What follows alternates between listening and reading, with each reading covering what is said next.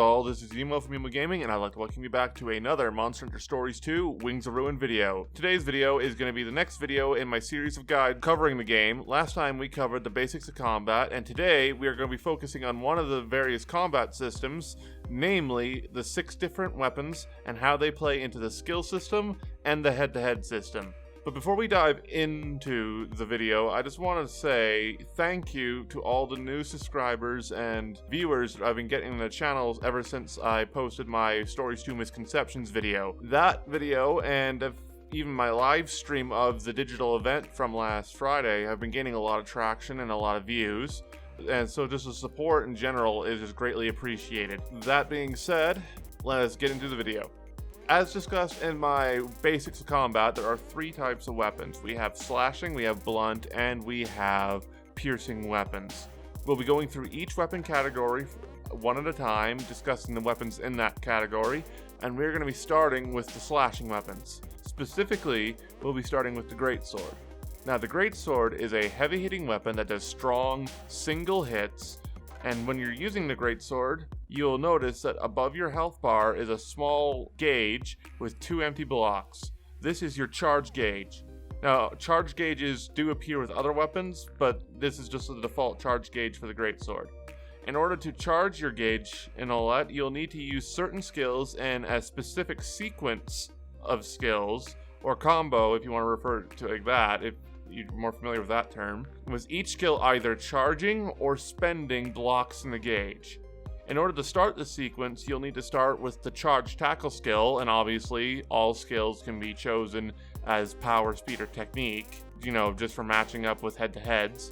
But you start with charge tackle, and then you can go there and either use a charge cut to gain another charge, or you can go into charge slash, so it spends the one's charge that you gained with charge tackle. Following a charge cut to get a second block in your gauge, you'll be able to finish the sequence with a spender known as true wide slash.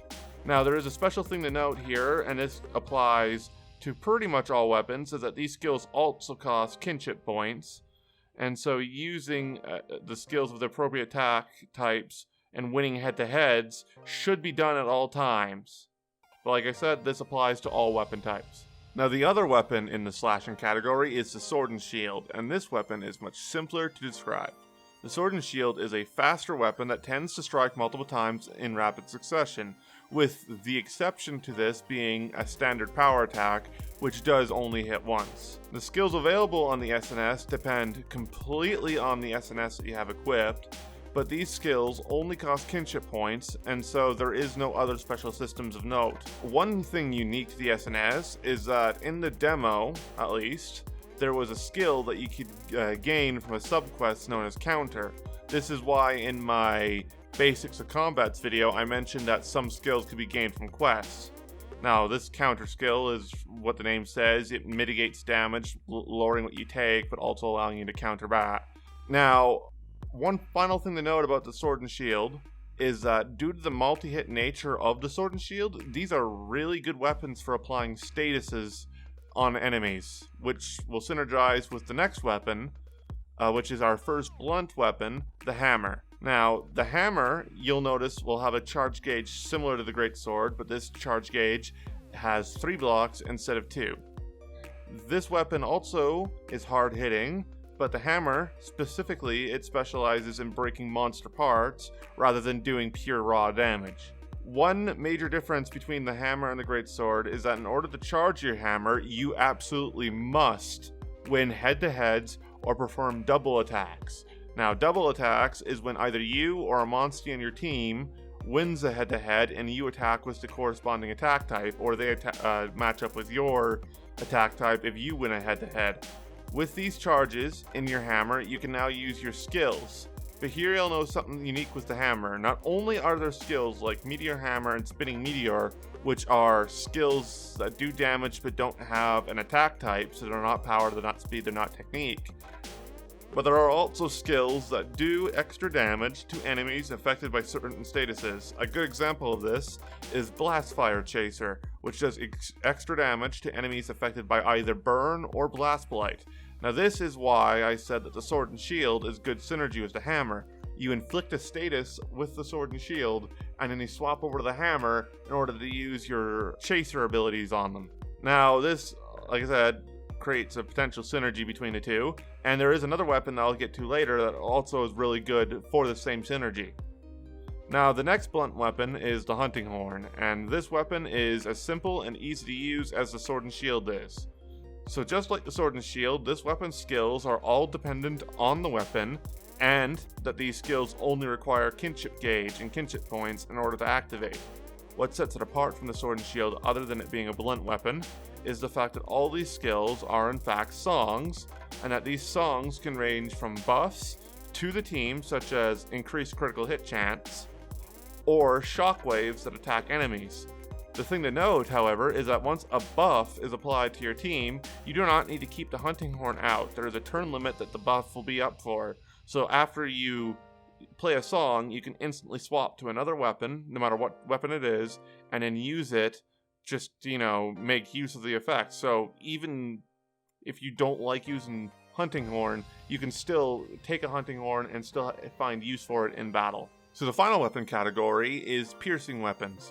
Now these weapons are new to Monster Hunter Stories 2 in that they weren't in Stories 1. And to start off with, we'll be talking about the bow. So the bow is another straightforward weapon. Each bow has a unique set of skills depending on the bow, and these skills are either referred to as coatings or shot types. Coatings, such as poison coatings, can be used at any time and only require kinship points in order to use them. And the three shot types are known as wide, pierce, and rapid shots. But in order to use the shot types, other than the coatings, you also need to make sure that your bow is charged. The charge skill can be done at free, for 0 kinship points at any time, but it obviously will consume a turn. Now this actually isn't a big deal, since the following turn, you'll get an extra attack at the end of your turn known as a power shot in order to make up for the delayed action. Another thing to note is that when you charge your bow, coatings have an increased chance to apply statuses, which means that that poison coating that can apply poison will now have a higher chance of applying the poison, and this is why this weapon, the bow, is another good synergizer with the hammer. Now, the 3 different shot types that can only be used once you charge your bow have different effects depending on your shot type. Wide shot attacks all enemies in the field at once.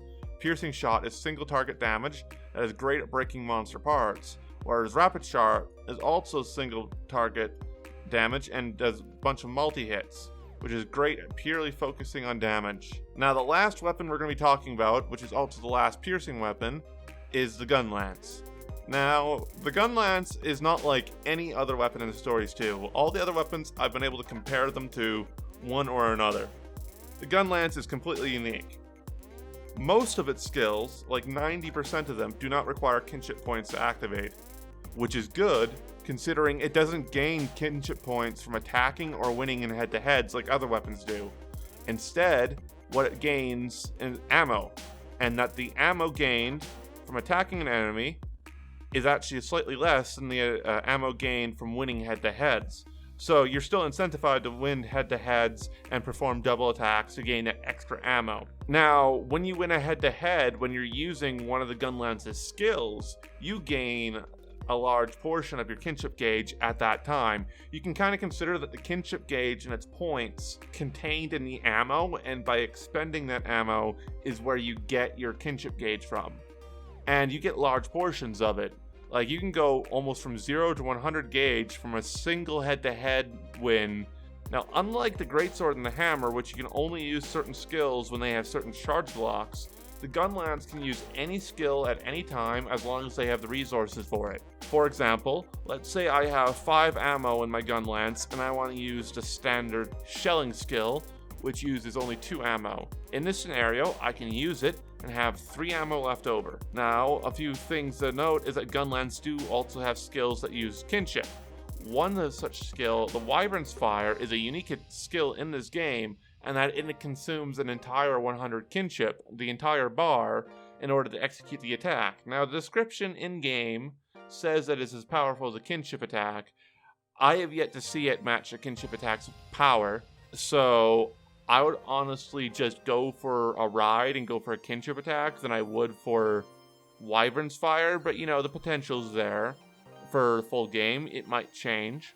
There is one other unique mechanic that the Gunlance has that the other weapons don't though, the seal skills. So, just as an example, Power Seal is a speed type skill that, upon attacking a target, seals their power attacks, preventing them from using power attacks.